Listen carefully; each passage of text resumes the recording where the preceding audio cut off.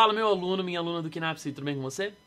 Bom, na nossa última aula a gente começou a falar um pouquinho sobre o sistema nervoso, sobre as funções dele e sobre aquela estrutura, aquela célula que era a base da condução do impulso nervoso, o neurônio.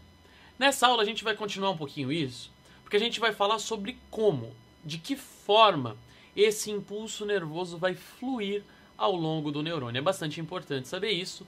E pode parecer um pouquinho complicado de início, mas vocês vão ver que depois que você entende como funciona todo esse mecanismo, acaba ficando muito interessante, bem legal de se entender como que isso acontece, tá bom? Então, para a gente começar a entender isso, eu preciso dizer para vocês que o neurônio ele tem uma carga em relação ao meio em que ele está ali inserido. O neurônio, ele naturalmente, ou seja, o neurônio em repouso, ele é negativo em relação ao meio. Ou seja, eu tenho mais íons positivos no meio extracelular do que no meio intracelular, fazendo com que exista uma diferença de potencial na membrana desse neurônio. Então, se eu olhar a membrana plasmática, o meio extracelular é positivo em relação ao meio intracelular. Isso vai ser fundamental para a gente entender o que a gente vai falar. Então, dá uma olhadinha no esquema aí que eu coloquei uma base dessa condução para você ver. O que eu fiz aqui, olha só, bastante esquemático. O interior de um axônio e a gente tem um meio extracelular positivo, um meio intracelular negativo. O que vai acontecer quando essa célula receber um estímulo? Quando ela receber um estímulo, que pode ser de diversas formas, mas no final da aula a gente vai entender como isso vai funcionar. Mas imagina agora que essa célula está recebendo um estímulo. Esse estímulo promove a abertura de canais de sódio nessa membrana. O que quer dizer? Essa membrana passa a ficar permeável para íons Na+, para íons de sódio. E como o meio extracelular é positivo em relação ao meio intracelular, esse sódio vai entrar por difusão através desses canais de sódio. Então dá uma olhadinha aí que eu esquematizei para você, olha lá. Quando recebemos o estímulo, então, o sódio, que é positivo, entra para dentro da célula. Dentro da célula, então, agora fica positivo e fora fica negativo. O que aconteceu aqui, então, que a gente chama, é um processo de despolarização. Eu até coloquei os sinais invertidos, mas essa diferença aqui é muito menor do que é no neurônio em repouso. Então, o neurônio em repouso é polarizado. Quando ele recebe um estímulo, ele sofre uma despolarização. Essa despolarização dessa região aqui, olha só, tá vendo que só um pedacinho desse axônio foi despolarizado. Essa despolarização funciona como um estímulo para a despolarização do vizinho.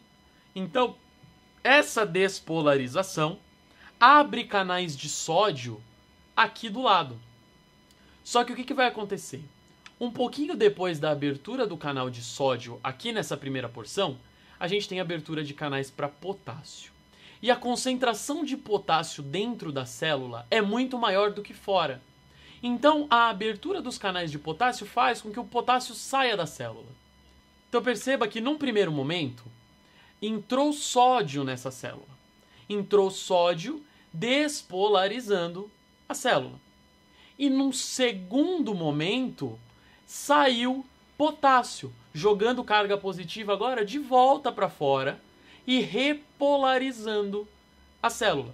Então, entra sódio primeiro e depois sai potássio. Mas enquanto está saindo esse potássio, do lado está entrando sódio. E essa entrada de sódio vai estimular a despolarização do lado e a repolarização atrás. Então, o impulso ele vai seguindo ondas de despolarização seguidas por ondas de repolarização. Olha lá, a despolarização vai sendo seguida pela repolarização. O que a gente vai observar então é que essa despolarização e repolarização vai fluindo ao longo do neurônio. Mas aí você pode perguntar para mim, bom, se essa entrada de sódio estimula as laterais da onde o canal está aberto entrando sódio a abrir canais de sódio também, por que o impulso não segue para os dois lados? Ele segue sempre na sequência dendrito, corpo celular e axônio. Porque o estímulo que chega no neurônio chega pelo dendrito. E quando esse canal de sódio abriu e o sódio entrou, ele passa por um período que a gente chama de período refratário. Então ele passa um tempo sem conseguir abrir. Então pensa o seguinte, abriu sódio aqui, mandou abrir sódio do lado. Quando esse sódio manda os vizinhos abrirem, o de trás está no período refratário e o da frente abre. Então o de trás vai continuar fechado e o da frente vai abrir.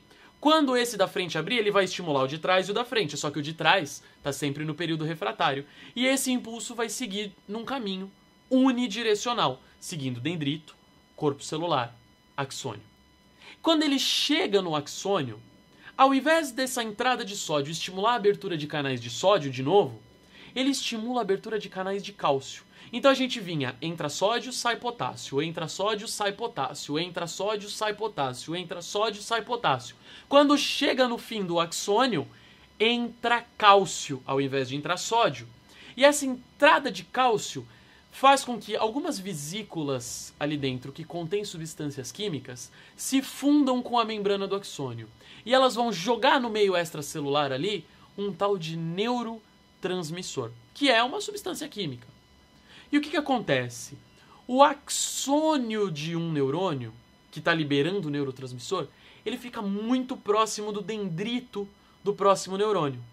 Então, nesse espaço muito pequeno que a gente chama de sinapse, eu estou liberando uma quantidade pequena de neurotransmissor. Mas essa quantidade pequena de neurotransmissor, como está num espaço muito pequeno, faz com que a concentração de neurotransmissor seja muito alta ali. Então esse neurotransmissor, liberado pelo axônio em cima do outro dendrito, nesse espaço que a gente chama de sinapse, então esse neurotransmissor vai se ligar a receptores no dendrito e abrir canais de sódio no dendrito, iniciando o estímulo naquele próximo neurônio. Então vamos pensar lá no começo, quando eu falei que esse estímulo vai chegar ali. Chega por quê? Porque o neurotransmissor se liga nos receptores do dendrito e aí faz entrar sódio. A entrada de sódio estimula a abertura de canais para sódio. A abertura de canais para sódio promove mais entrada de sódio, que vai estimulando os canais de sódio para frente e abrindo os canais de potássio atrás, fazendo despolarização, repolarização, despolarização, repolarização. E segue uma onda de despolarização e logo atrás dela uma onda de repolarização. O estímulo passa e quando ele chega lá no fim, libera neurotransmissor. Liberou neurotransmissor, esse neurônio está todinho repolarizado, pronto para receber um outro estímulo. Só que uma coisa interessante que a gente tem que pensar é que os dendritos não recebem estímulos de um único axônio. Eu tenho vários axônios chegando nos dendritos daquele neurônio. A quantidade de neurotransmissor que um axônio libera sobre o dendrito não é suficiente para disparar o impulso. Então eu dependo de uma série de estímulos vindas de diversos neurônios para fazer com que um neurônio responda. Então vocês percebem isso? Dependendo de quais neurônios ou quais estímulos eu recebo, eu vou ativar diferentes neurônios, eu vou estimular diferentes neurônios. Isso gera uma complexa rede de estímulos, que pode ir para um lado, pode ir para o outro. E o neurônio vai sempre recebendo estímulos de diversos lugares, somando estímulos que podem ser excitatórios ou inibitórios. Ele pode dizer, olha, entra sódio, ou então entra cloro, que faz essa célula hiperpolarizar. Então, basicamente, o que a gente tem que entender é, eu formo uma rede de neurônios, um estimulando e inibindo outros, e o resultado de todos esses estímulos que a gente recebe, visuais, auditivos, táteis, dor, os mais diversos tipos de estímulo que você pode imaginar, vão chegando em diferentes neurônios, esses neurônios vão...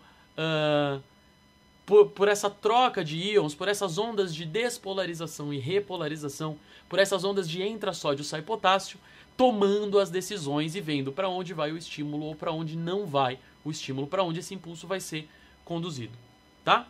É fundamental a gente ter em mente que dentro de um neurônio essa condução é elétrica, ou seja, funciona por base de trocas de íons. Mas quando eu estou transmitindo o impulso de um neurônio para o outro, essa condução é química, feita através de neurotransmissores excitatórios e inibitórios, tá certo? Então, gente, é muito importante estudar essa aula porque ela é a base ali do funcionamento fisiológico do sistema nervoso, tá bom? Na próxima aula a gente vai falar um pouquinho mais sobre o sistema nervoso. A gente se vê lá, um abraço e até a próxima. só mais um recadinho. Se você chegou até aqui é porque provavelmente você gostou da minha aula. Então eu queria pedir pra você dar uma baita de uma força pra gente. Se você veio aqui do ladinho, ó, eu deixei pra vocês o link pra nossa página no Facebook e a nossa conta no Twitter. Então curte lá a nossa página, segue a gente no Twitter. E se você entrar no nosso site, tem um monte de conteúdo bacana. A gente tem texto, a gente tem mais vídeos. Se você tiver alguma dúvida, a gente tem um fórum bem legal lá que dá pra você tirar as suas dúvidas. Então dá essa força pra gente, compartilha com seus amigos esse nosso trabalho e vamos fazer esse projeto crescer cada vez mais. Um abraço.